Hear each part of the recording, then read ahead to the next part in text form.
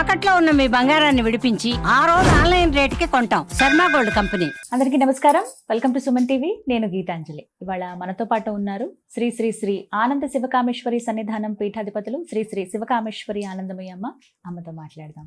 శ్రీమాత్రే నమః అమ్మ. శ్రీమాత్రే నమః తల్లి. పనుల్లో ఆటంకాలు, ఏ పనన్నా చేద్దామంటే ఏదో ఒక అడ్డంకి రావడం, ఒకవేళ ప్రారంభమైనా ఆగిపోవడం, ఇలాంటి సమస్యలు మనలో చాలా మంది ఎదుర్కొంటూ ఉంటాం. ముఖ్యంగా మేము చూసేవే ఇవి ఎప్పటికప్పుడు. అంటే ఇవి దేని వల్ల జరుగుతాయి? వీటి నుంచి బయటపడొచ్చా? ఏదన్నా దైవ పరిహారాలు ఏమైనా ఉన్నాయా? ఉన్నాయమ్మా, తప్పకుండా తెలియజేస్తాను. సుమన్ టీవీ వీక్షిస్తున్న ప్రేక్షకులందరికీ శ్రీమాత్రే నమః. అడుగడుగున విఘ్నాలు. ఇవి ఈ విఘ్నాలు మన కర్మలు అనమాట. సంచిత కర్మలు మోసుకొస్తూ ఉంటాం కదమ్మా. ఈ కర్మలు విఘ్నాల రూపంలోనే మనకి చూడండి, ఏ పని చేసినా కలిసి రావట్లేదు అంటారు కొంతమంది. అబ్బాయి ఏ పని మొదలుపెట్టు అక్కడ ఆగిపోతుంది అంటారు కొంతమంది. ఇవన్నీ కూడా కర్మలే. జీవితంలో వచ్చే అడ్డంకులన్నీ కూడా మనం చేసుకున్న కర్మ. కర్మ అంటే ఏం లేదమ్మా, పని. మనం చేసే పనుల నుంచి వచ్చే ఫలితమే కర్మ. ప్రత్యేకించి మనం చేసే పనుల్లో విఘ్నాలు వస్తున్నాయి అంటే గణపతి ఆరాధన చాలా ముఖ్యమైనది. సంకష్ట గణపతి వ్రతానికి మించినటువంటిది లేదు. కృష్ణపక్షంలో వచ్చే చతుర్థి తిథి నాడు, అంటే 4వ తిథి, పౌర్ణమి అయిపోయిన తర్వాత పాడ్యమి, విదియ, తదియ, చవితి, కృష్ణపక్ష చతుర్థి నాడు చక్కగా ఉపవాసం ఉండి, మితంగా ఆహారం తీసుకుని ఉపవాసం ఉండి, సాయంత్రం ప్రదోష కాలంలో గణపతి దేవాలయాల్లో అభిషేకం చేస్తారు. లేదా మీ ఇంట్లోనే గణపతికి కాసిన పాలు పంచామృతాలతో అభిషేకం చేసి మళ్ళీ శుభ్రంగా కడిగి బొట్టు పెట్టి 21 సార్లు గణపతికి గరిక సమర్పించి బెల్లం ముక్క నివేదన చేయండి. ఇది చేయడం వల్ల చక్కటి ఫలితం ఉంటుంది. అన్ని విఘ్నాలు కూడా తొలగించబడతాయి, సంకటాలన్నీ కూడా తొలగించబడతాయి. అలాగే గణపతి చాలా విశేషం. మాకు ఇలా ఉద్యోగంలో ఆటంకాలు లేదా వివాహంలో ఆటంకాలు ఏం చేస్తారంటే అమ్మా, బుధవారము నాడు గణపతి దేవాలయానికి వెళ్ళి కొబ్బరి నూనెలో, ఏ కొబ్బరి నూనెమ్మా, కొంచెం స్వచ్ఛమైనటువంటి కొబ్బరి నూనెలో 2 ఒత్తులు వేసి మళ్ళీ దానికి గంధం బొట్టు పెట్టి దీపం వెలిగించి గణపతికి 21 ప్రదక్షిణలు చేసి 21 గరిక సమర్పించి బెల్లం ముక్క నివేదన చేయండి. ఇది కూడా చాలా విశేషమైన ఫలితం ఉంటుంది. ఇది 21 రోజులు క్రమం తప్పకుండా చేయాలి, వరుసగా. ఇది చేస్తూ సంకష్ట కూడా చేసుకోండి. అలాగే గణపతికి సంబంధించినటువంటి స్తోత్రాలు ఆ యొక్క ప్రదోష కాలంలో చదువుకోవడం.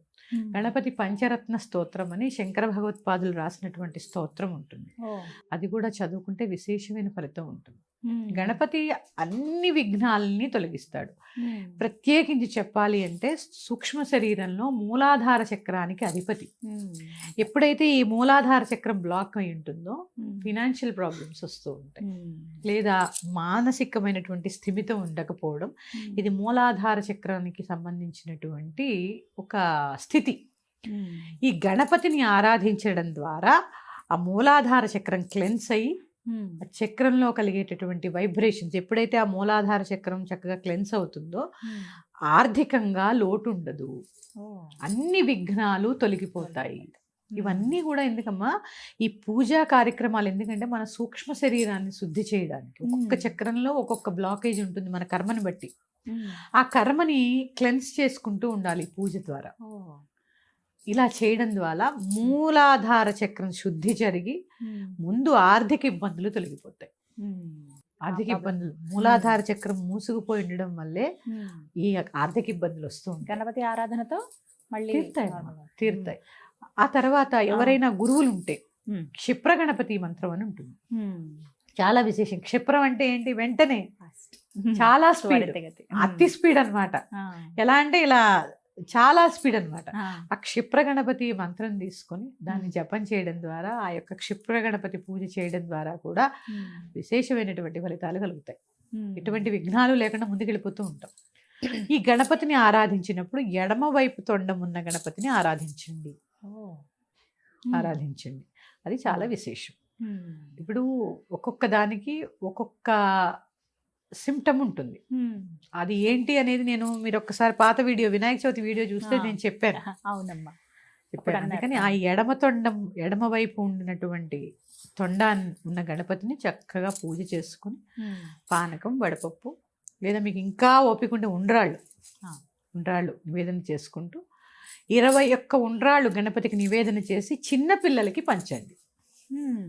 అలాగే మీలో ఏం చేస్తూ ఉంటారంటే, ఇంట్లో పూజ చేసుకుంటాం కదా, ఒక మంచి తిథి రోజు, ఒక చవితి నాడు, సంకష్ట నాడు 1 కిలోంపావు బెల్లం గణపతికి నివేదన చేసి చక్కగా చీమలకి ఆహారంగా మీ ఇంటి చుట్టుపక్కల ఉన్న చోట వేయండి. 4 దిక్కుల్లో వేయండి. ఇవి చేయడం ద్వారా పనుల్లో విఘ్నాలు తొలగిపోయి శుభాలు చేకూరుతాయి. ఇవి చాలా చిన్న చిన్నవే, ఏం కష్టపడేది ఏమి ఉండదు. అలాగే కొబ్బరి నూనె దీపారాధన గుళ్ళో చేయండి. చాలా విశేషమైనటువంటి ఫలితాలు కలుగుతాయి. చక్కటి పరిహారం అమ్మా ఇది. ఇందులో ఒక్క చిన్న సందేహం అమ్మా, కొన్ని పనులు ఏంటంటే సాగుతూ ఉంటాయి, అలానే ఆగిపోవు. అవుతూనే ఉందండి, ఏంటోనండి పని తెవలట్లేదు అనేది మాట వింటూ ఉంటాం. ఇది దేనికి సంకేతం అమ్మా? ఇవి కూడా అంతే, మా కర్మలమ్మా. అంతేనా? ఏదో ఇప్పుడు మేమనే చూసుకోండి, ఎంత సాధనలో ఉన్నా కర్మఫలం అడ్డొస్తూ ఉంటుంది. ఏదో జపం అనుకుంటాం, లేదా ఏదో పని అనుకుంటాం, అది జరగదు, ముందుకు వెళ్ళదు.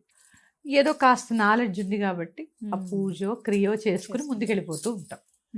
పూర్వజన్మ కర్మ అనేది ఎవరికైనా తప్పదు, ఎవరికైనా తప్పదమ్మా, ఎవరికైనా తప్పదు. కాకపోతే ఎప్పుడు భగవంతుడిని ఆశ్రయించండి. ఇప్పుడే చెప్పాను కదా, అందుకే గురువు ఉండడం వల్ల ఏమవుతుంది అంటే స్థూలం గురించి కాకుండా సూక్ష్మం గురించి చెప్తారు కాబట్టి ఒక్కొక్క చక్ర క్లెన్స్ అవుతూ ఉంటే ఒక్కొక్క ప్రాబ్లం క్లియర్ అవుతూ ఉంటుంది.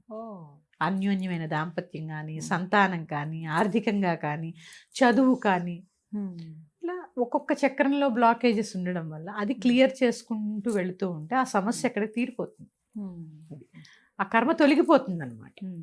ఇవి చేసుకోండి అమ్మా, చాలా చాలా విశేషమైనట్టు. గణపతి ఇవ్వలేనిదంటూ ఉండదమ్మా, దాన్ని అనుగ్రహించేది ఆయన అన్నీ అసలు. ఎందుకంటే కలౌ చండీ వినాయకవు, కలియుగంలో చండిని గణపతిని ఆరాధన చేస్తే, దీనికి ఉదాహరణ అని చెప్పను, త్రేతాయుగం వరకు కూడా లలితాదేవిని ఆరాధన చేసేవారు. శాంతమూర్తి ఆవిడ. ఇక్కడికి వచ్చేసరికి చండీ, దుర్గా. అంటే స్త్రీ ఎలా ఉండాలో చూడండి. ఎందుకంటే కాళీలా ఉంటేనే ఇప్పుడు మనం ధైర్యం, అంటే కాళీ అంటే ఎవడి మీద పడితే వాళ్ళ మీద పడి రక్కేయడం, చంపేయడం కాదు, ధైర్యంగా ఉండడము.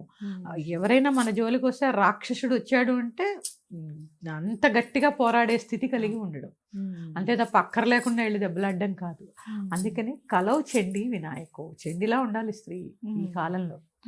అందుకని ఆ కలియుగంలో ఈ చండిని వినాయకుడిని ఆరాధన చేయడం ద్వారా లేనిది జరగనిది అంటూ ఏది ఉండవు. అందుకే చండీ పాఠానికి అంత శక్తి. అందుకే ఎక్కువ చండీపాఠం కలియుగంలో చండీపారాయణ ఎంత చేస్తే అంత ఫలితం. కానీ గురువు ద్వారా మాత్రమే నేర్చుకోవాలి. ఉచ్చారణ దోషాలు లేకుండా దానికి కొన్ని నియమాలు ఉంటాయి కదా పారాయణ చేయడానికి, ఇవి చేసుకుంటూ గనక ముందుకు. ఇప్పుడు మీరు అడిగారు ఈ సంకటాలు ఎలా తీరుతాయి అంటే, చండీ పారాయణ ద్వారా కూడా తీరుతాయి.